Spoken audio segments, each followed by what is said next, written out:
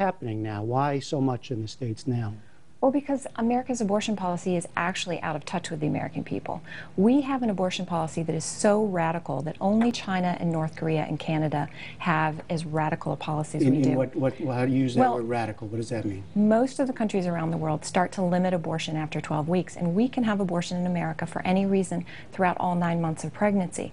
So what you're seeing is this rising tide of pro-life legislation is being responsive to the fact that most Americans have a common sense approach to abortion where they want to see parental consent, informed consent, clinic regulations. This horrible trial that you're seeing in Philadelphia of Kermit Gosnell with his House of Horrors abortion clinic in Philadelphia shows you exactly what happens when you have a completely unregulated abortion industry allowed to have their own oversight over themselves. Well, that trial has gotten a lot of attention.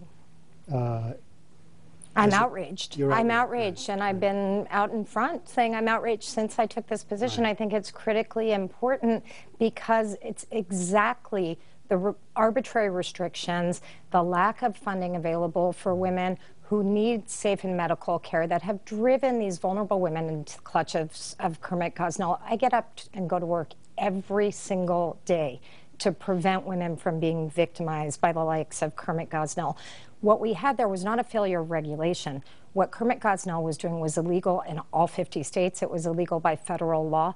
And it is people like the anti-choice extremists who are putting roadblock after roadblock, driving reputable doctors out of business and driving women to the Kermit Gosnells. Is there, looking at the states again, because I want you to respond on the state issue, the trial aside, give me an example of what you see happening in a state that you find egregious. Well, I mean, where to start, right? South Carolina. We're not talking about regulations that keep women safe. I agree. It's absolutely common sense and mainstream that women should have safety and in their access to abortion care. What we're seeing in South Carolina is that facilities that provide abortion are subject to arbitrary restrictions like how long the grass is outside the clinic, as though that has anything to do with the care going on inside. These are backdoor, back alley efforts to drive clinics out of business, drive women to back alley providers, and harm them in the end, not keep them safe. Okay, your response to a specific example like that. Sure, absolutely.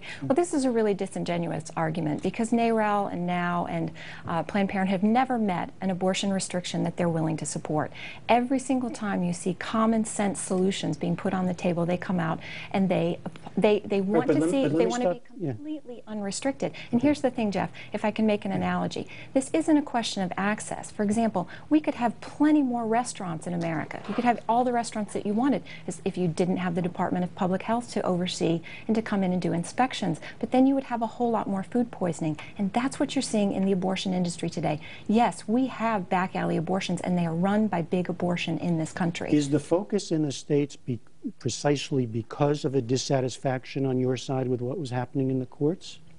Well, what's happening out there in our culture today is a grassroots uprising where you're seeing a response to a completely out of control abortion industry. Just in the last 6 months, we've seen 2 women die in clinics that were legal abortion clinics, and yet there's no oversight being taken care of, and so as a result, you have them. You know, what other industry do you see that completely has oversight? For example, in our country today, we have veterinary clinics that are better regulated than abortion clinics. And you're citing public attitudes that Well, no, actually, I am citing the fact that abortion clinics or medical facilities that provide abortion should and are upheld to the same safety standards as other medical facilities. What we are seeing, and this is where it's hard for me to hear Charmaine, with all due respect, use the word common sense. Common sense means a commonly held value by the community. 70% of Americans believe that these are decisions that are best made by women, their families, and their doctors. These are medical decisions, not by politicians or busybodies. I respect Charmaine's decision. I just don't think, like most Americans, that she should be the one to make the laws. These are medical procedures best decided by families and their doctors. Can I just respond to this, because I think this is a really important point. Ilyse is being disingenuous by describing her position, because Ilyse, I'd like it noted for the record that she's just come out and said that she supports clinic regulations that are based on what we expect from other surgical centers. That's exactly the kind of legislation that just passed in Alabama, and yet there was a firestorm. In Virginia, for example. But you were also citing a 12-week, you were comparing to other countries. Some of these states do go further than that. But she's saying, so abortion clinics then ought to be regulated like other surgical centers, and so then we agree. We believe that women should, that the facilities that support these procedures should be, so they're clean, they're safe. What we had in Philadelphia and Gosnell was not a problem of regulation. It was a problem of enforcement. Even the Pennsylvania governor had said it was a problem of enforcement. But what we're seeing Charmaine's group push for are arbitrary restrictions. The width of the hallway. The width of the hallway has no bearing on the medical care that a woman can get. The number of parking spaces, as they're pushing for in Virginia. Do you, in a word, both expect that this is going to end up in the back in the courts? Absolutely, and we're excited about what we're seeing in the courts. For example, we're involved in a case in Oklahoma right now where there was legislation that required the abortion industry to dispense chemical abortion in the manner that it was approved by the FDA, and yet the abortion industry, Big Abortion, with whom Ilyse is allied, oppose even something that's as commonsensical as that. Do you think we're going? We're already seeing a number of court cases, including ones that Americans United for Life, I think, support, saying that go far beyond Roe, far beyond women's ability to decide about abortion with their doctors. They're supporting rollbacks of contraception. They actually have model legislation on their website that would limit IVF, as we've seen in the personhood amendments.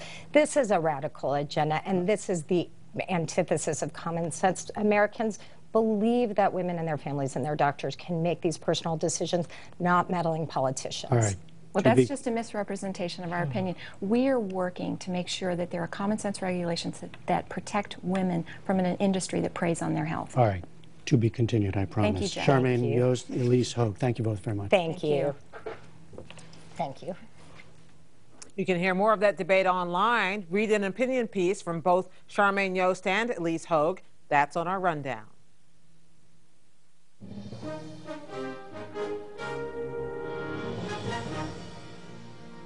Again, the major developments of the day. President Obama used a White House news conference to press Congress for action on budget cuts, immigration, and closing the prison at Guantanamo. The president also said it is still unclear who was responsible for chemical weapons being used in Syria, but he indicated he's considering military options in response. And 3 NATO troops were killed in a bombing in Afghanistan. Online, we have a little unconventional advice for you on how to get and keep the right job. Hari Srinivasan has